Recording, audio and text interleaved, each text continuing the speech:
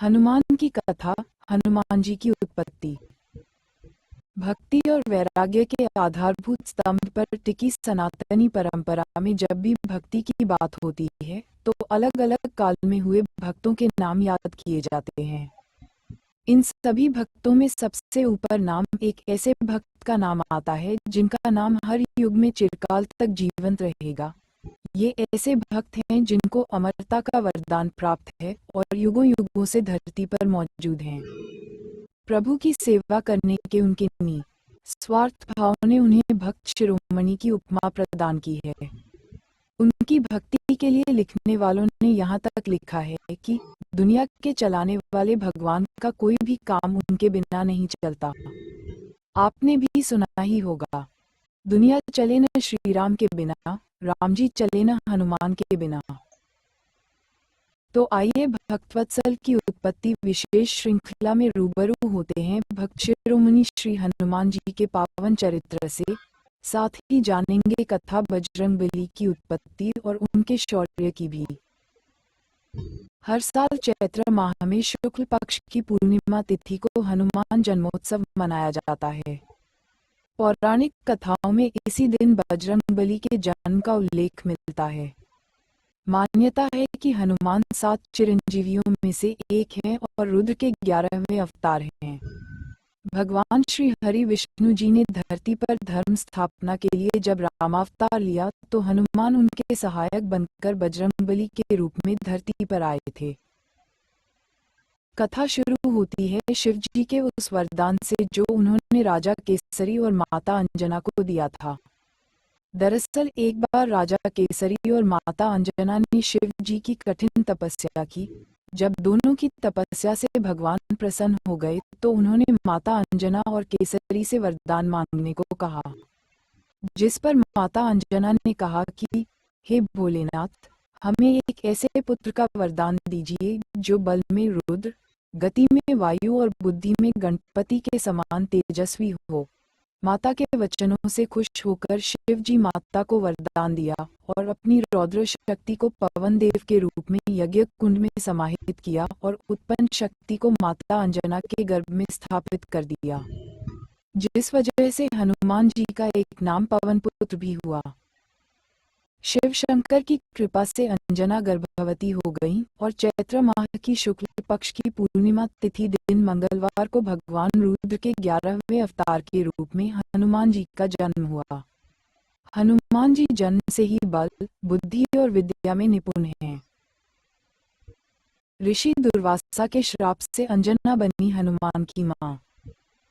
इसके अलावा एक दूसरी पौराणिक कथा के अनुसार एक बार जब दुर्वासा ऋषि स्वर्ग के राजा इंद्र के बुलावे पर इंद्र की सभा में पहुंचे तो पुंजिक स्थली नामक एक अप्सरा ने सभा में बेवजह देवगणों का ध्यान भटकाने की कोशिश की। इससे नाराज होकर ऋषि दुर्वासा ने पुंजिक स्थली को बंदरिया बनने का श्राप दे दिया। जब रोते बिलखते हुए पुंजिक स्थली ने क्षमायाचना की तो ऋषि दुर्वासा ने उसे अगले जन्म में बंदरों के राजा केसरी की पत्नी होने और रुद्रावतार बजरंगबली की मां होने का सौभाग्य प्राप्त होने की बात कही। वाल्मीकि रामायण के अनुसार महाराज केसरी बृहस्पति पुत्र थे और उनका विवाह अंजना देवी से हुआ था जो पिछले जन्म में वही अप्सरा थी और उनके गर्भ से हनुमान जी का जन्म हुआ। यज्ञ के हव्वी से हुआ था हनुमान जी का जन्म। एक और कथा ये भी है कि संतान प्राप्ति के लिए राजा दशरथ ने जब यज्ञ करवाया था तो उसके हव्वी के रूप में उन्हें खीर प्राप्त हुई, जिसके प्रभाव से राजा दशरथ की तीनों रानियां गर्भवती हुई और राम, लक्ष्मण, भरत और शत्रुघ्न का जन्म हुआ। लोककथा के अनुसार इस हव्वी का एक अंश लेकर भगवान विष्णु के वाहन गरुड़ देव उड़ गए और उस जगह गिरा दिया जहां माता अंजना पुत्र प्राप्ति के लिए तप कर रही थी।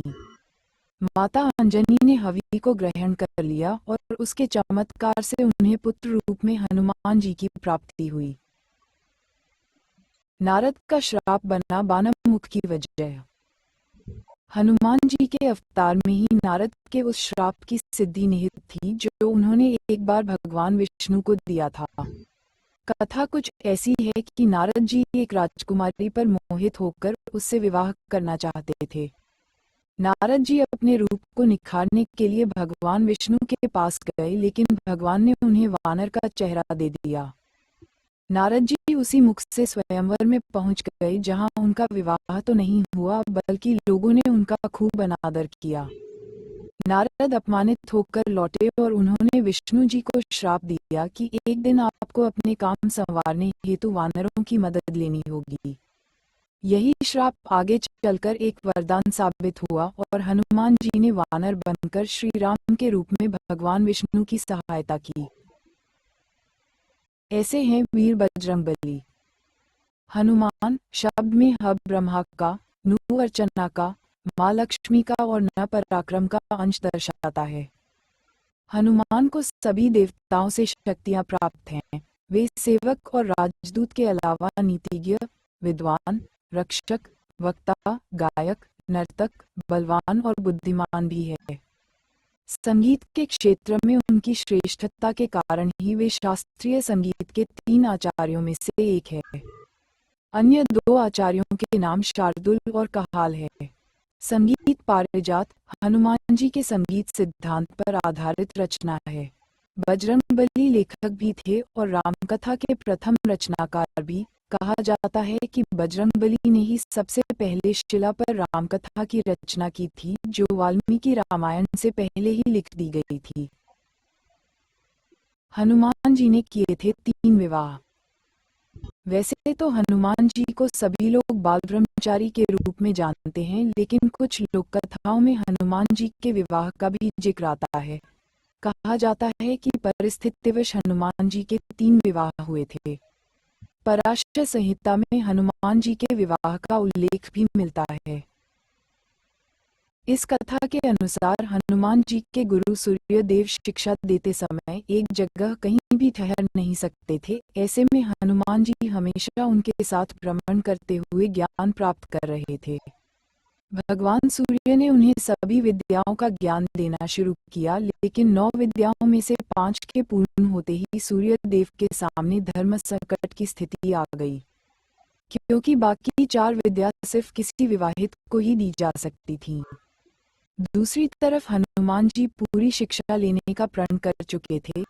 ऐसे में सूर्यदेव ने हनुमान जी को अपनी परम तपस्वी और तेजस्वी पुत्री सुवर्चला से विवाह का सुझाव दिया।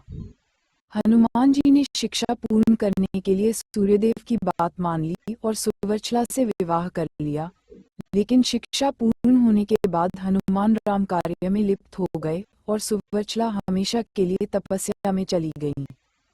इस तरह हनुमान जी का ब्रह्मचर्य भी नहीं टूटा। पराशर संहिता में सूर्यदेव ने इस विवाह को परिभाषित करते हुए कहा है कि यह विवाह ब्रह्मांड के कल्याण के लिए है, जिसका हनुमान जी के ब्रह्मचर्य पर कोई प्रभाव नहीं होगा। तेलंगाना में हनुमान जी का एक मंदिर है, जिसमें वे अपनी पत्नी के साथ विराजमान हैं। खम्मम जिले का ये मंदिर हनुमान जी के गृहस्थ रूप का मंदिर है, जिसमें वे अपनी पत्नी सुवर्चला के साथ विराजमान हैं। मान्यता है कि हनुमान जी के पत्नी सहित दर्शन करने से पति पत्नी के बीच के सारे तनाव और पारिवारिक क्लेश खत्म हो जाते हैं। हनुमान जी के दूसरे और तीसरे विवाह की कथा। इसी तरह रावण की पुत्री अनंकुसुमा के साथ हनुमान जी के विवाह का वर्णन पौंचरित के एक प्रसंग में है। इसके अनुसार हनुमान जी ने वरुण देव की ओर से रावण से युद्ध किया और उसके सभी पुत्रों को बंदी बना लिया। युद्ध में हार के बाद रावण ने अपनी पुत्री अनंकुसुमा का विवाह हनुमान जी से कर दिया। वहीं रावण से युद्ध में विजय होने पर प्रसन्न होकर वरुण देव ने हनुमान जी का विवाह अपनी पुत्री सत्यवती से कर दिया। हनुमान जी के पुत्र की कथा। पौराणिक कथाओं में हनुमान जी के पुत्र का भी वर्णन है। कथा अनुसार जब लंका जलाने के बाद हनुमान जी समुद्र किनारे पहुंचे तो उनके पसीने की एक बूंद समुद्र में गिर गई, जिसे एक मछली ने पी लिया। उसी पसीने की बूंद से वह मछली गर्भवती हो गई और उसने एक पुत्र को जन्म दिया, जिसका नाम मकरध्वज हुआ। हनुमान जी के इन विवाहों का उल्लेख शास्त्रों में है, लेकिन ये तीनों विवाह विशेष परिस्थितियों में हुए थे और विवाह पश्चात भी हनुमान जी आजीवन ब्रह्मचारी ही रहे। वाल्मीकि, कंब सहित अन्य सभी रामायण और रामचरितमानस में हनुमान जी के ब्रह्मचारी रूप का वर्णन है। बिहारी ब्रज में घर मेरा बसा दोगे तो क्या होगा? बिहारी ब्रज में घर मेरा बसा दोगे तो क्या होगा? बिहारी ब्रज में घर में